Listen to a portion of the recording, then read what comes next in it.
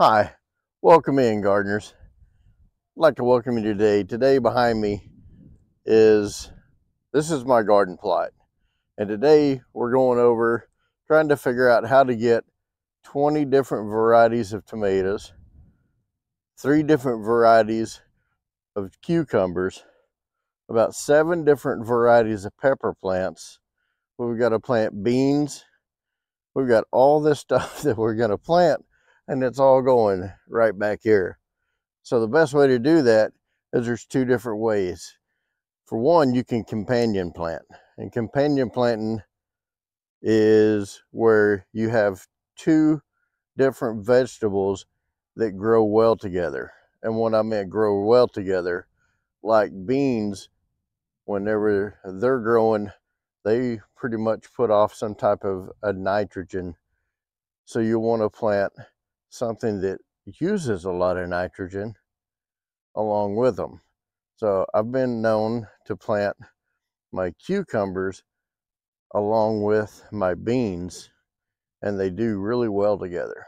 So with what space I have here, now's the perfect time because we're still a little early in the growing season here. We still got everything inside seeding, and we haven't even started seeding our summer crop. But we are going to be tilling this stuff up. I tried to till a little bit once before, but it's still a little bit wet. So we're waiting for it to dry out. We're going to bring in the big tractor again. Once we get everything tilled out, we get it laid out, it's a lot easier to know where you're going to be planting your crops over planting and then trying to look and then deciding that, hey, this isn't a good spot for this because now I don't have room for so and so. So anyway, let's get to it.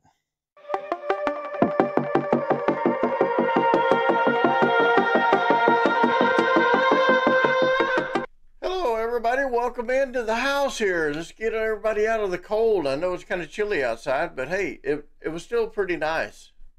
For a February day, it was really nice. So I want to talk to you a little bit more about companion planting. I mentioned it a while ago about companion planting. Companion planting, if you have small area, we grow everything here vertically. So when you have your companion plants, you can actually plant 2 or 3 plants in the same area and save space in the garden. So we roughly got about a 20 by 44 area. And I don't know if you can see this, but 44 this way. These first 2 rows here, we got it laid out to where we're going to have an arch a full 20 foot long here. And then each row is roughly 3 foot apart.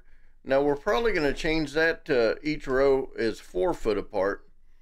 That way we can space this out a little bit more. If we do 4 foot apart, like I said, it should give us plenty of rows, because this right here, this whole section that I showed you, most of that is going to be just tomatoes and cucumbers. We do a lot of canning here, and we do a lot of pickles, we do a lot of salsa.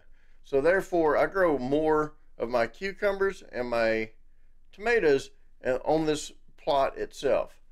So, and there at the back end of the plot, that's where we usually try to grow some of our other stuff. Throw some peppers in there, this and that. Now we are going to try to plant our peppers this year. We put them in buckets and or some containers, because I think we can really grow these peppers in a more controlled environment with especially our really hot peppers.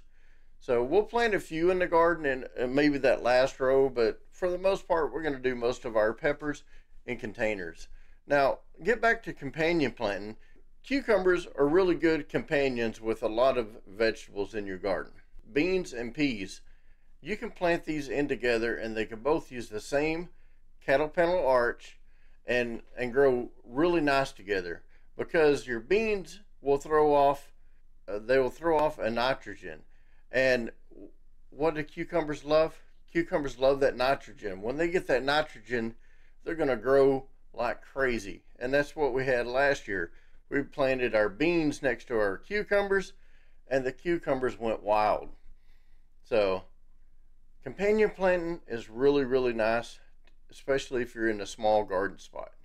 Now, There are three things you don't want to plant near and companion plant with your cucumbers, and one of them being basil, one of them being peppermint, and the other one is sage. Now, studies show that sage will actually stunt the growth of your cucumbers. So try to stay away from those. Some of the things that go really well with cucumbers is like lettuce, beets. Beets do really well next to cucumbers. Sunflowers. I've seen some people grow some big old sunflowers, and they'll do the sunflowers and they'll do their corn, and they actually plant their cucumbers. Now, I wouldn't get the great big variety, but the smaller cucumbers, like your pickling cucumbers, you can actually grow those next to your corn or your sunflower stalks, and they'll use that sunflower and that corn as a trellis of its own. Now, I showed you in a video before, I don't do well with, in my area especially, with corn, because the corn is such shallow rooted that, I mean, once you get a really good storm, 50, 60 mile an hour winds, it'll lay this stuff over. So I don't like to plant my cucumbers or anything, or beans or peas or anything next to those, because they're already struggling right now to hold themselves up. So anyway, but you can do that. Now, on a future video, we'll cover some of the companion plants that we can plant with our tomatoes that do really well. The reason we may move our rows to 4 feet apart is because in the very beginning, when you have 4 foot in between these small little plants, it looks like you've got just gobs of room, and you're like, man, I wasted a lot of space in the garden. But come midsummer, once this tomato plant has grown 1.5 feet this way and 1.5 feet this way, and you've only got 3 foot in between them, well, now then, this plant's taking up a 1.5 feet, and this plant is taking up 1.5 feet. Well, now you got a 1 foot trail in there that you're trying to squeeze through, and trying to do all your work, trying to keep everything trimmed up, trying to keep the weeds pulled. You can't even run a tiller through it no more. It looks like you got a lot of space in the beginning. It looks like a lot of wasted space, but you're going to thank yourself at the end of the year when it's mid-May and you're trying to work through that garden and pick out all these tomatoes, and you only have 1 foot to, and you can see it's going to take more than 1 foot for me to travel through. So that's why go 4 foot, 3 foot you can get by with. But like I said, I've done a couple of different ones here, and if you'll notice, this one up here is off of 4 foot spacing.